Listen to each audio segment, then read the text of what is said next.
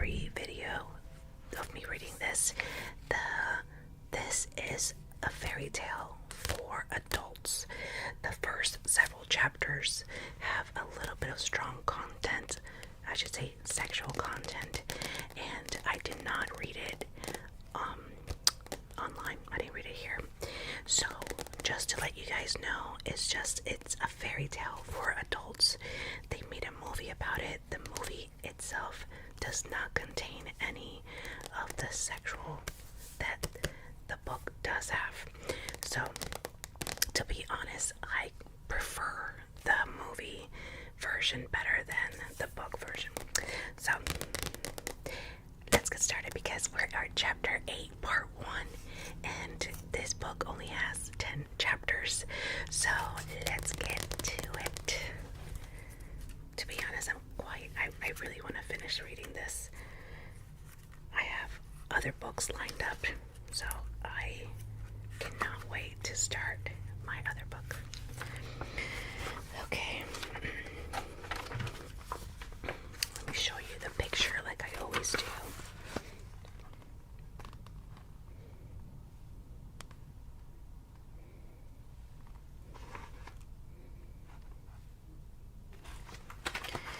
I don't understand, but this side of this keeps falling. It doesn't want to stay in there. It's quite annoying. Okay.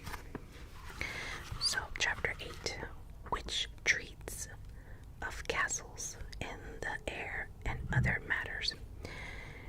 It was dawn in the mountains. The storm of the last few days had passed on. The air was clean and cold. Lord Septimus of Stormhold, tall and grow-like, walked up the mountain pass looking about him. As he walked, as if he were seeking something he had lost. He was leading a brown mountain pony, shaggy and small. Where the pass grew wider, he stopped, as if he had found what he was looking for beside the trail.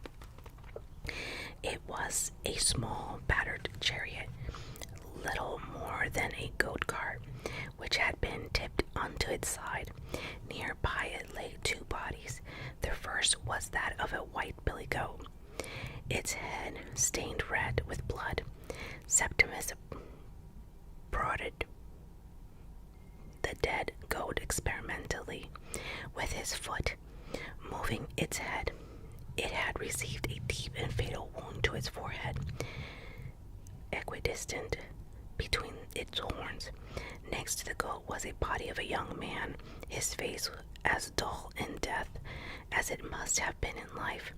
There were no wounds to show how he had died, nothing but leaden bruise upon his temple. Several yards away from it, this bodies, half hidden beside a rock, Septimus came upon a corpse of a man in his middle years, face down, dressed in dark clothes. The man's flesh was pale, and his blood had pooled upon the rocky floor below him. Septimus crouched down beside the body and gingerly lifted its head by the hair. Its throat had been cut, expertly slit from one ear to the other. Septimus stared at the corpse in puzzlement. He knew it, but yet, and then, in a dry, hacking cough of a noise, he began to laugh. "Your beard," he told the corpse aloud. "You trimmed your beard, as if he would not have known you with your beard trimmed." Primus, who stood gray and ghostly beside his other brother, said, "You would have known me, Septimus, but it might have bought me a few moments wherein I might have seen you before you knew it was me." And his dead voice was nothing but the morning breeze rattling the thorn bush. Septimus stood up, and the sun began to rise, framing him in light. "So I am to be 82nd Lord of Stormhold," he said to the corpse on the ground, and to himself, not to mention the master of High Crags, Seneschal.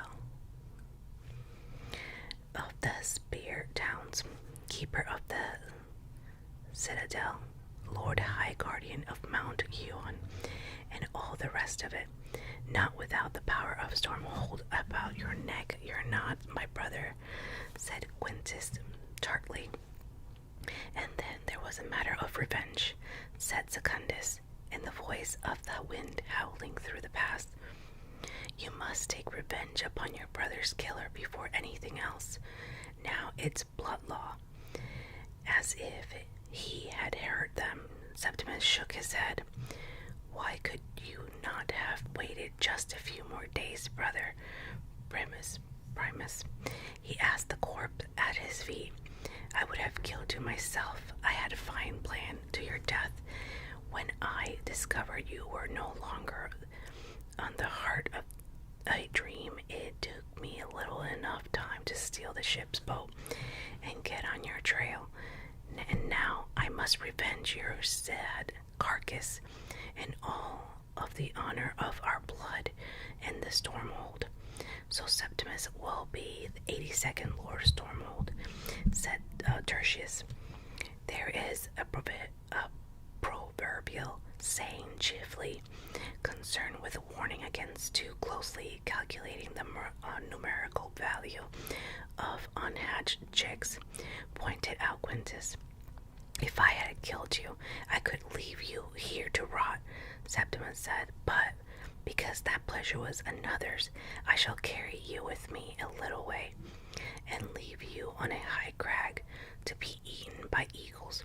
With that, grunting with the effort, he picked up the sticky-fronted body and hauled it over the back of the pony. He fumbled at the corpse belt, removing the bag of runestones.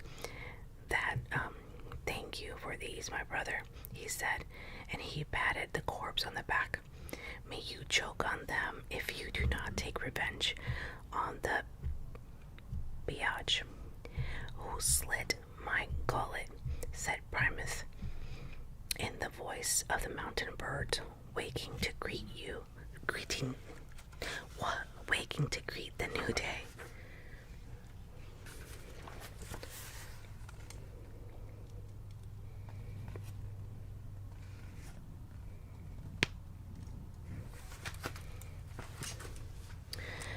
Okay, they sat side by side on a thick white cumulus cloud, the size of a small town. The cloud was soft beneath them and a little cold. It became colder and deeper until one sank, and Tristan pushed his burned hand as far as he could down into the fabric of it. It resisted him slightly, but accepted his hand. The interior of the cloud felt spongy and chilly, real and insubstantial at once. The cloud cooled a little of the pain in his hand, allowing him to think more clearly.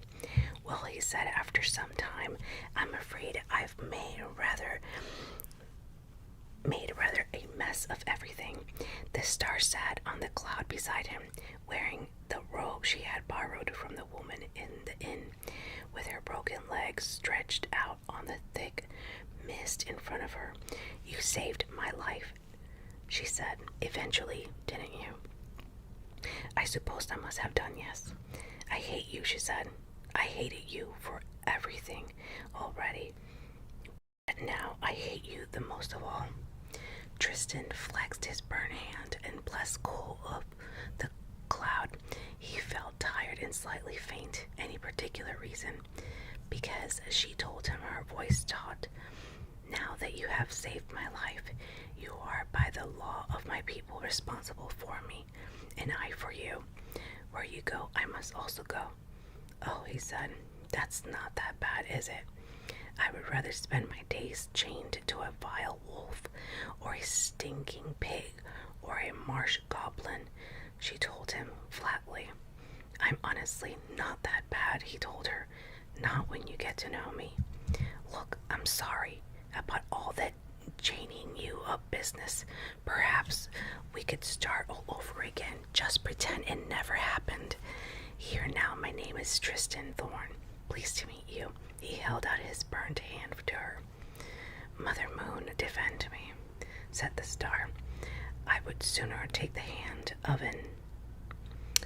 I'm sure you would, said Tristan, not waiting to find out what else he was going to be unflatteringly compared to this time. I've said I'm sorry, he told her. Let's start afresh. I'm Tristan Thorn, pleased to meet you. She sighed. The air was thin and chill so high above the ground, but the sun was warm, and the cloud shapes about them remained Tristan of a fantastical city or an unearthly town. Far, far below them he could see the real world, the sunlight breaking out every tiny tree, turning every winding river into a thin silver snail trail that glistened and looped across the landscape of fairy. Well, said Tristan. Ay, said the star. It is a mighty joke, is it not? Whither thou goest, there I must go, if it kills me. She swirled and surfaced the cloud with her hand, rippling the mist. Then, momentarily, she touched her hand to Tristan.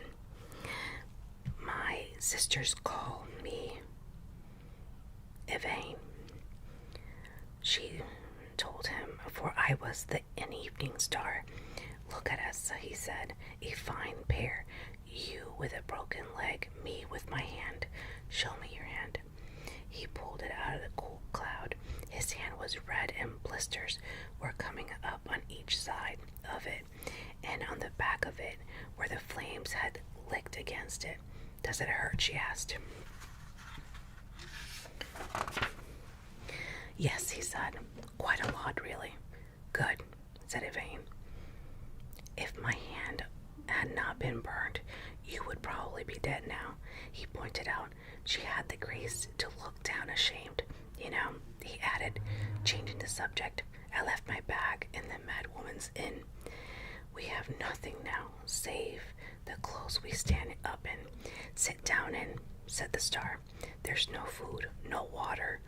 We're half a mile or so above the world with no way of getting down and no control over where the cloud is going. And both of us are injured. Did I leave out anything? You forgot a bit about clouds dissipating and vanishing into nothing, said Yvain. They do that. I've seen them. I could not survive another fall. Tristan shrugged. Well, he said, we're probably doomed then, but we may as well have a look around while we're up here. He helped Yvain to her feet, and awkwardly the two of them took several faltering steps on the cloud. Then Yvain sat down again. This is no use, she told him. You go and look around. I will wait here for you. Promise, he asked. No running away this time. I swear it. On my mother, the moon, I swear it, said Yvain sadly. You saved my life. And with that, Tristan had to content himself. Okay, guys, I'm done with part 1. And I will be back with part 2 very shortly. So thank you guys so much for watching. Please do not forget to subscribe, give me a thumbs up, share, comment, follow me on Instagram, hit the bell for notifications, and I will talk to you in my next video.